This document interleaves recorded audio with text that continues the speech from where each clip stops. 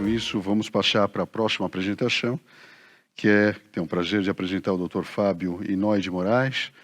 Hoje ele é Associate Professor, professor associado do Departamento de Oncologia da Queen's University no Canadá e tem uma experiência enorme em clinical trials e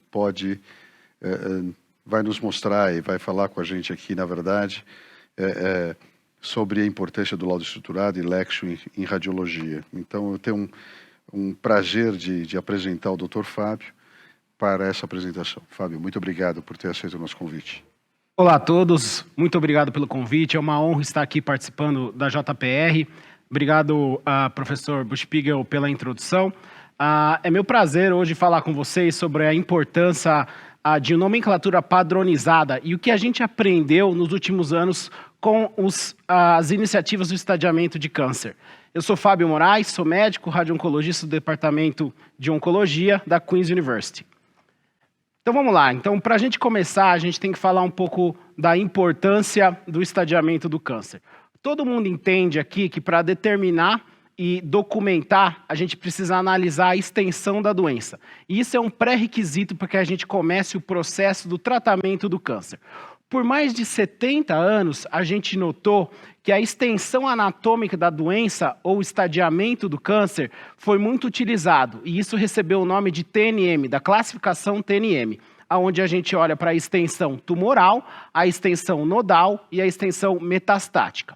No entanto, ao longo do tempo, a gente viu uma evolução no nosso conhecimento e muitos outros fatores começaram a ser reconhecidos com o poder de influenciar prognóstico. E entre esses fatores, hoje nós temos características do paciente, então idade, gênero, história pregressa, entre outros, características específicas do tumor, baseado tanto em patologia, então marcadores de resposta de tratamento, marcadores de prognóstico e também hoje cada vez mais imagens biológicas que mostram para a gente características específicas de agressividade de um tumor. Isso não passou despercebido, né? E a Organização Mundial da Saúde tem mostrado para a gente quão importante é o estadiamento do câncer e que isso deve ser algo central quando a gente determina aí a avaliação de pacientes com câncer, fornece informações para o sistema de saúde e, com isso, coleta informações de incidência, mortalidade e distribuição da maioria dos cânceres. No entanto, para que a gente possa impactar globalmente, a gente precisa, então, de uma linguagem comum e a gente precisa que isso seja factível. Nesse contexto, duas grandes instituições, como a UICC e a AJCC, têm as suas próprias iniciativas de estadiamento. E qual é o objetivo dessas iniciativas? Então, é garantir uma linguagem comum que possa ser usada para todos os pacientes, garantir que essa linguagem comum seja aplicada no globo como um todo, garantir que esse dado de estadiamento possa ser coletado em qualquer parte do mundo, em países com baixa infraestrutura e com baixo poder financeiro, a países com muita infraestrutura e alto poder financeiro, garantir que a gente tenha dados de todos os tipos de cânceres, incluindo os cânceres pediátricos, e garantir e facilitar uma classificação com adição de fatores prognósticos. E para isso a gente tem alguns grupos, a gente tem painéis de experts, a gente tem task forces editoriais e a gente tem grupos globais que trabalham para que isso aconteça. A UICC, que eu vou focar um pouco mais na apresentação de hoje, ela tem os seus manuais que são publicados a cada grupo de anos e eles fazem com que a gente traga uma classificação harmonizada que a gente possa usar no mundo inteiro e que a gente possa, então, colaborar por diferentes sistemas e diferentes necessidades.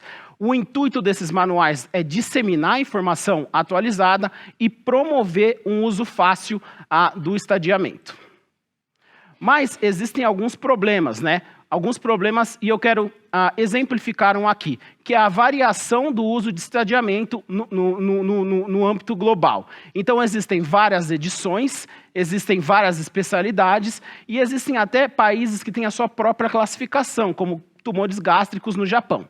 Então, um estudo mostrou, quando avaliou a Inglaterra, Suécia, Noruega, Dinamarca, Canadá e Austrália, que quando a gente olhava para a sobrevida em 1 e 5 anos de cânceres agrupados, Países como a Inglaterra e a Dinamarca tiveram os menores números e os maiores foram vistos na Suécia, Canadá e Austrália. E a gente tentou entender por que isso aconteceu, né? Porque esses países estão no mesmo grupo, têm acesso parecido ao sistema de saúde, então por que existe essa variação? E isso foi justamente porque a gente não tinha padronização no que estava sendo usado para o estadiamento. Então, alguns países usavam a quinta versão do TNM, outros países a sexta versão, outros países a sétima versão, outros países classificações adicionais, como a FIGO, como o Duke, ou até mesmo classificando como doença localizada, regional e distante. O que mostrou para a gente que era extremamente importante que a gente conversasse com esses países para que todo mundo reportasse a mesma língua e para que a gente pudesse, então, tirar essa dificuldade geográfica de comparação.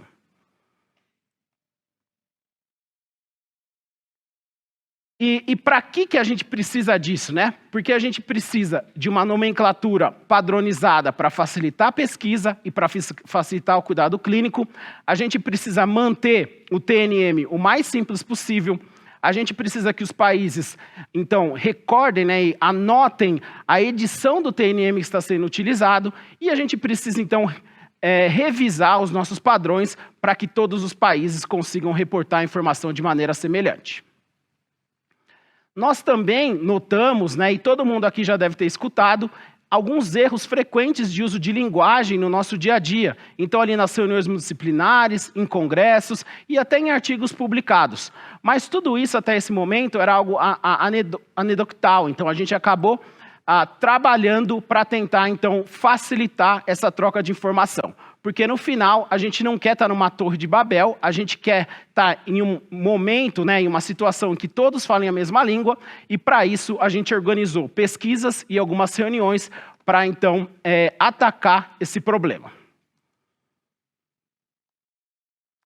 Então, isso culminou, né, nessa publicação na Nature, onde a gente fez uma consultation global sobre estadiamento de câncer, e aqui, na direita, eu coloco o box do processo e dos métodos desse trabalho, onde a gente teve uma fase de planejamento, onde a gente trouxe experts internacionais para discutir o problema. A gente fez uma revisão da literatura para identificar e provar que o problema existe. A gente fez uma survey, então, para avaliar esses problemas e mapear. E, por último, a gente colocou todo mundo junto, a gente trouxe os experts para trazer recomendações. Então, o que a gente viu que 80% frequentemente usam o TNM para determinar um prognóstico de paciente. A maioria disse que o TNM deve ser utilizado para anotar dados de pacientes nos registros de câncer. A maioria usa o TNM para validar, para incluir pacientes em clinical trials. E a maioria também acredita que a extensão anatômica da doença deve manter e ser reportada individualmente. A gente também notou que cada vez mais, né, os marcadores tumorais estão se mostrando aí como validade adicional para definir prognóstico. A gente notou que para a maioria dos cânceres, a extensão de doença, características histopatológicas e moleculares e de imagem tem valor independente de prognóstico, e que a gente também notou aí uma dificuldade de colocar tudo isso junto. A maioria acha que a gente não consegue ter um framework para adicionar tudo no mesmo pacote. Então, a gente viu que a gente tem problemas na aplicação da terminologia do TNM, as pessoas não conseguiram concordar o que estadiamento de câncer significava, as pessoas também não conseguiam concordar o que era estadiamento de câncer. Então, a gente viu que o problema era real. E aqui alguns outros termos que também a gente notou que precisariam ser redefinidos, como understaging, stage migration, stage shifting, downstaging, downsizing. A gente, então, notou que a maioria não tinha esse entendimento da diferença entre downstaging e downsizing. Stage migration era muitas vezes confundido ou trabalhado como se fosse o Will Rogers phenomenon, que é quando a gente ou faz o diagnóstico mais precoce ou tem uma nova tecnologia que muda o estadiamento do paciente e isso impacta em sobrevida. E, por último, as pessoas acreditavam que stage shift era o mesmo que stage migration. A gente também fez uma revisão da literatura, onde 20% da literatura mostrava o uso inconsistente da terminologia e o mais frequente que a gente viu foi o mau uso dos descritores das categorias TNM e também aplicações erradas de definição. Então, aqui só uma lista para que vocês entendam todos os problemas que a gente achou na literatura e, com isso, a gente viu que a gente precisava trazer uma solução. Então, o que a gente aprendeu? A gente aprendeu que a gente precisava validar, né, a aplicação do TNM e que a gente precisava, então, encontrar uma maneira de reportar a extensão anatômica junto ou separado de fatores prognósticos. A gente também aprendeu que essa combinação de fatores prognósticos com extensão anatômica não teve consenso de como ser feito. A gente entendeu que a terminologia para o estadiamento de câncer precisava ser redefinida e rediscutida.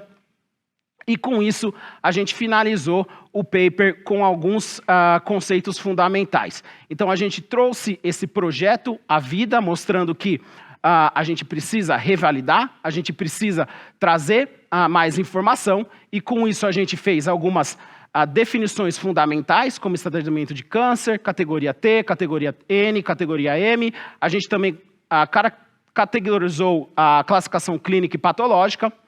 A gente também trouxe cenários sobre contextos específicos e definiu eles como reestadiamento, downstaging, downsizing, stage shift, stage migration. E isso hoje serve como um guia para que a gente reporte estadiamento de câncer da melhor maneira possível, tanto na nossa clínica quanto nos registros, como em publicações. Então, com isso, eu queria agradecer a todos a oportunidade e é mais uma vez uma honra estar aqui apresentando na JPR. Obrigado.